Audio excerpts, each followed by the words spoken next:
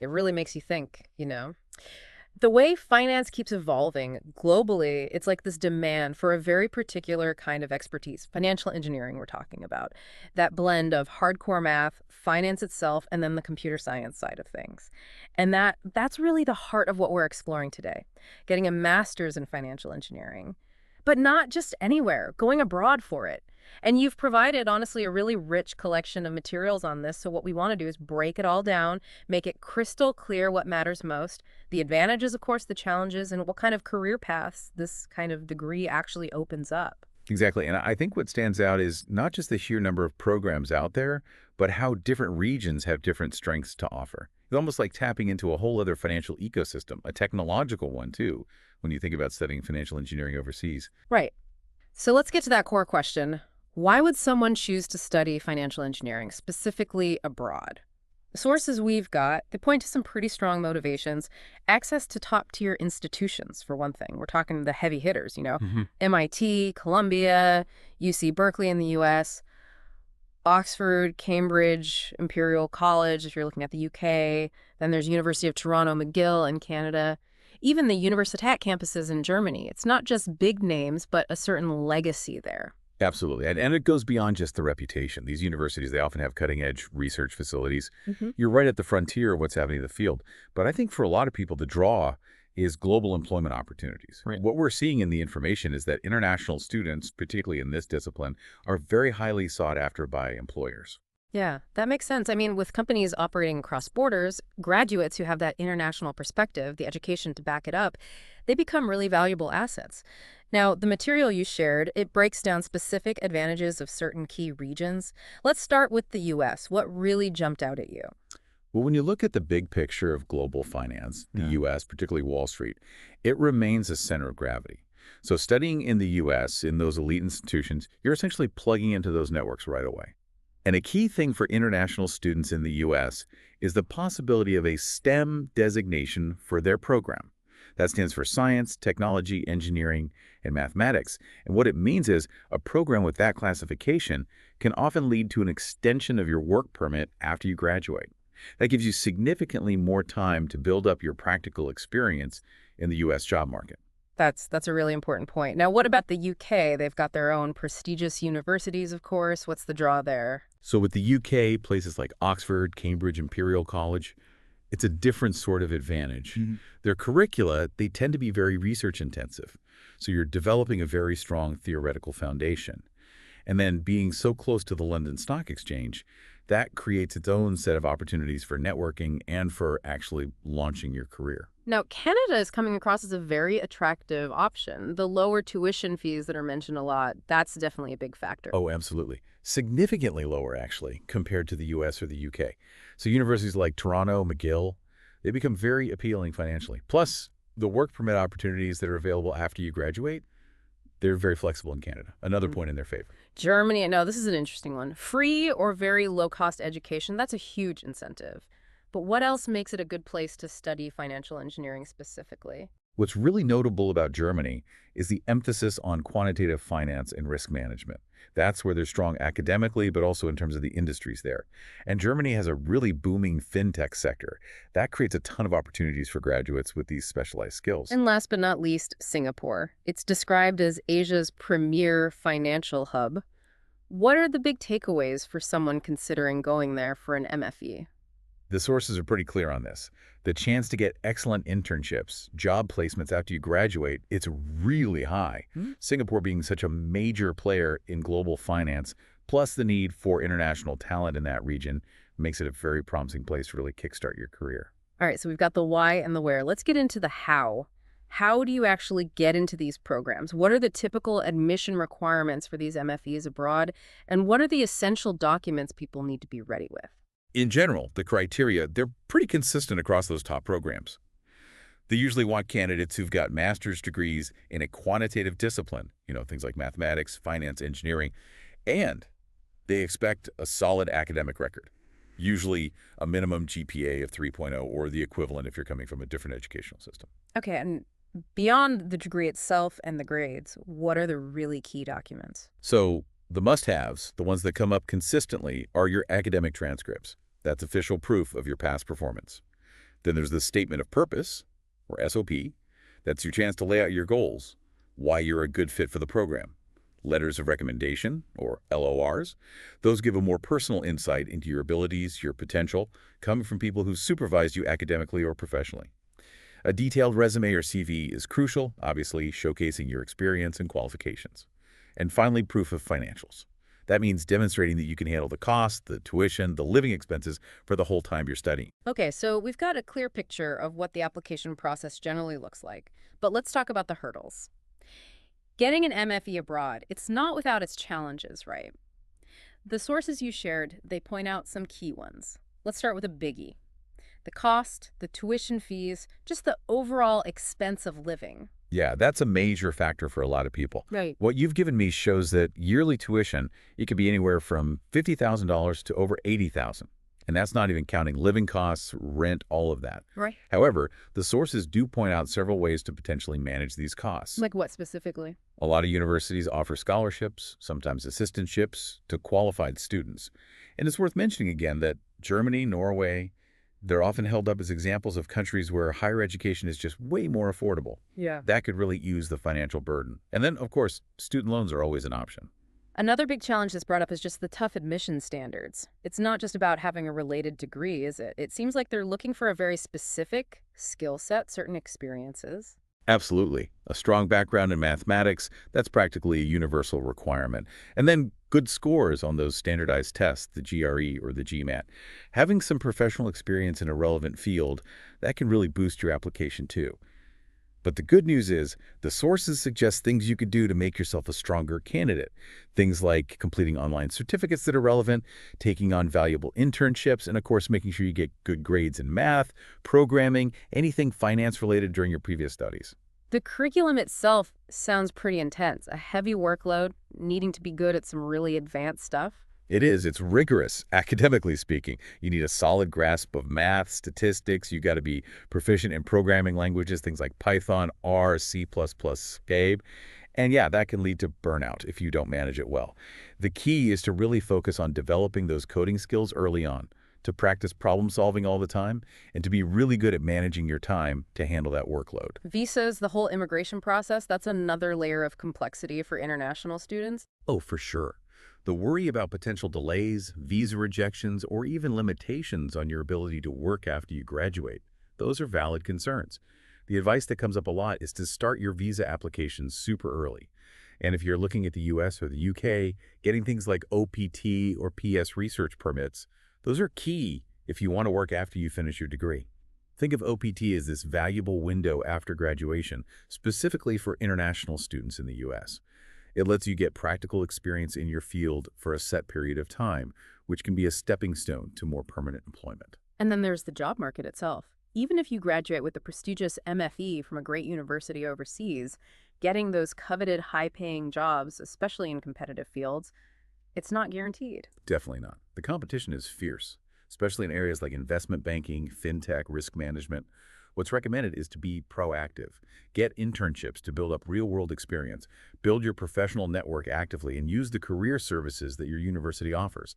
They can be really helpful. And just the whole thing of moving to a new country, there's going to be an adjustment period, both culturally and academically. Yeah, that transition to a different educational system, maybe having to navigate language differences, getting used to new cultural norms, that can be tough. Yeah. Getting involved in student organizations, whether they're finance-focused or just social, that's a great way to integrate and to make that adjustment smoother. So we've talked about the potential roadblocks, but the good thing is the sources you gave us, they also lay out some really solid advice, 13 tips for success, specifically for people wanting to get an international Master of Financial Engineering, kind of aiming for that 2025 timeline.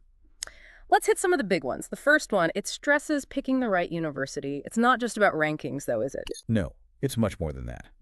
While you want to look at places with strong financial engineering departments, MIT, Columbia, UC Berkeley, ETH, Zurich, places like that, you also need to think about whether the curriculum aligns with what you want to do career-wise.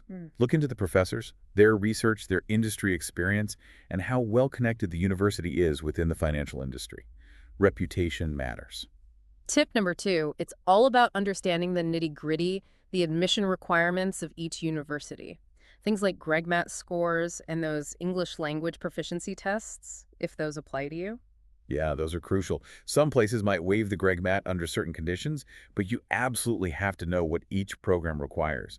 And if English isn't your native language, being well prepared for the IELTS or TOEFL, that's non-negotiable. The statement of purpose, they always emphasize that too. It's your big chance to explain your motivation, why you're qualified.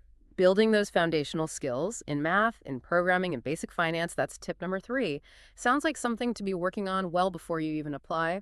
100%. Having a solid grasp of math, being good at programming languages like Python, R, C++, Laughing, and understanding the basics of finance, those are non-negotiable if you want to succeed in these programs. Getting work experience or internships, especially in things like investment banking or quantitative trading, that's another piece of advice that really stands out. It does, and for good reason. Practical experience, it makes your application way stronger, but it also gives you a clear idea of the industry you're stepping into. And of course, considering the cost, looking into scholarships, any kind of financial aid you can get, that's essential. For sure. Don't just focus on the university scholarships. Look into government grants, private financing options, anything to help lighten the load financially. Researching the visa requirements for the specific country you want to study in, that's another must-do, even before you send in applications. Right. Understanding the rules around student visas, work permits in your target country, and what the chances are of finding work after you graduate, things like OPT in the US, the PGWP in Canada, the graduate route in the UK, that's all part of your long-term career planning. The advice about connecting with alumni, with professionals in the field, using LinkedIn, going to networking events, that seems really smart. Networking is huge in financial engineering. Talking to alumni, you get firsthand insights into the program, how their careers went. And connecting with people working in the field now, that can open doors down the line. Strategically choosing your electives, focusing on areas within financial engineering that are in high demand, that's another way to tailor your degree for better job prospects. Definitely. Things like applying machine learning to finance, advanced risk management techniques, algorithmic trading, those are hot areas right now. So choosing electives in those specializations can really increase your chances of getting hired. Mastering programming and data analytics skills, that keeps coming up. They even mention specific languages that are really important. Yeah, being comfortable with languages like Python, MATLAB, SQL, R, those are essential tools in financial engineering. Taking online courses, getting certifications, that's a great way to build those skills. And staying up to date on financial trends, having a sense of what's happening in the global economy, they highlight that too. It's not just about keeping up. Understanding those trends, the big announcements, changes in economic policy globally, it deepens your understanding of what you're learning in class, and it makes you a more informed, more desirable candidate for employers. And wrapping up those tips, they talk about being strategic, looking for schools with strong industry ties, optimizing your LinkedIn profile, your resume to really showcase your quantitative skills, your technical abilities, and planning for what happens after graduation, especially understanding the visa rules for getting a job. It all ties together, right? It's not just getting into a good MFE program, it's setting yourself up for success in the global financial world afterward. So we've covered the how and the what. Let's go back and really define what an MFE abroad actually is. It's more than just a regular finance degree, isn't it? It is, like the sources say over and over, a master's in financial engineering. It's inherently interdisciplinary. It pulls together hardcore math, core financial theory, and advanced computer science techniques. So you've got this toolkit for analyzing and solving really complex financial problems. It's geared towards very specific roles in places like investment banks, hedge funds, risk management firms, and of course the whole fintech world, which is growing so fast. And the whole idea of studying abroad, it seems to amplify those benefits in a big way. The sources you shared, they come back to this even more strongly. Yes, exactly. Going abroad for your MFE, it gives you access to top-notch education at these leading universities. You're learning from professors who are experts, who often have really strong connections in the industry. It opens up career opportunities in the global economy. You get a foot in the door in major financial centers. Lots of programs also give you that practical experience through internships, real-world projects, even things like AI-powered financial simulations. The earning potential is a big draw, too, starting salaries averaging between $80,000 and $120,000 annually, plus good chances for moving up the ladder. And you get to use the most advanced technologies and tools that are standard in the industry. It's important to be realistic, though, about the challenges of going abroad for this kind of degree. The sources, they revisit those with emphasis too. They do. The cost of tuition is significant, though, as we said, there's help out there. The curriculum, it's incredibly demanding. You need to be really comfortable with math, with different programming languages, financial modeling, the whole visa and work permit situation, that can be tricky. And the rules are different everywhere. And the job market, it's competitive. So networking, making those alumni connections, those are absolutely crucial if you want to land a good position. So, taking all of that into account, who is an MFE abroad really right for? What kind of person tends to thrive in this kind of environment, which is clearly challenging, but also very rewarding? From what I'm seeing, it's a good fit for people who are genuinely excited about numbers, who are fascinated by finance, and who really enjoy technology, and who are ready to put in the work, to persevere in their studies and as they build their careers. Hmm. It's for people who are drawn to solving complex problems using those rigorous quantitative methods. For someone who's listening to this and thinking, okay, maybe this is for me, what are some of the first things they should do relatively early on? Research is key. Look into different MFE programs. The universities really dig deep. At the same time, start prepping for those GRE or GMAT exams. Work on your programming skills in those relevant languages and begin exploring how you're going to finance it, scholarships, loans, all of that. To give people a more concrete sense of these programs, the sources you gave us, they highlight a few specific institutions. Let's start with Stevens Institute of Technology in the U.S. Stevens, they're really strong in areas like risk management, derivative pricing, quantitative finance in general. Their program is designed to give you that deep financial knowledge you need for those specialized roles. Dr. Emmanuel Hatzakis, he's the program director, very well-respected guy in the field. And then there's EDHEC Business School in France. They're apparently very highly ranked globally. Yeah, sixth worldwide, according to the Financial Times in 2024. EDHEC's MFE, they really focus on quantitative techniques and how to use them practically in the financial industry. Nanyang Technological University in Singapore, they get a special mention too, especially for their strong links to the Asian financial scene. Right. NTU, they've built up some serious partnerships in that region. And they have this really interesting option where you can do part of your studies at Carnegie Mellon in the U.S. Professor Charan Wong, he's the one to know there, the academic director. Their placement stats are impressive too. A lot of their grads get hired before they even finish or very soon after. And lastly, University of Illinois at Urbana-Champaign in the U.S., they're highlighted for being STEM certified and for the hands-on learning experience they provide. That STEM certification, it's a big deal for international students wanting to study in the U.S. UIUC's MFE, they also emphasize that practical side. You do projects with actual companies, places like CME Group, Morgan Stanley. Real-world experience, which is so valuable. So for people who graduate with an MFE, what are the typical career paths? What kind of jobs do they tend to go for? Most often, it leads to roles in hedge funds, big banks, places where you need that high-level technical and quantitative expertise. So think things like quantitative analyst, risk manager, and of course, financial engineer. The sources also include some case studies from LetzStudy, real examples of people who went through this process of getting an MFE abroad. Let's touch on a couple of those. First, Rahul from Bangalore, who had his sights set on MIT. Rahul, he hit some snags with the admissions stuff, particularly writing his statement of purpose and getting good recommendations. He also needed guidance on the GRE and figuring out the scholarship applications. But with some help, he not only got into MIT, but they cut his tuition in half, a 50% reduction. Shows you that those early obstacles, you can overcome them. Then there's Priya from Mumbai. She wanted to study at Imperial College London, but the cost was a big worry. Priya's story, it's really about the impact of scholarships. She got help applying for the Chevening and Commonwealth scholarships, which are very prestigious, and also with the visa stuff, even preparing for interviews.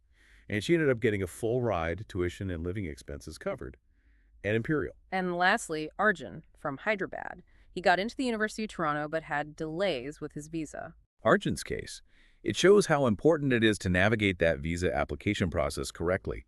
He got help writing his statement of purpose specifically for the visa, tips on the financial documents, advice on finding a place to live, even part-time jobs. And he got his visa in just 3 weeks, made it to his program on time.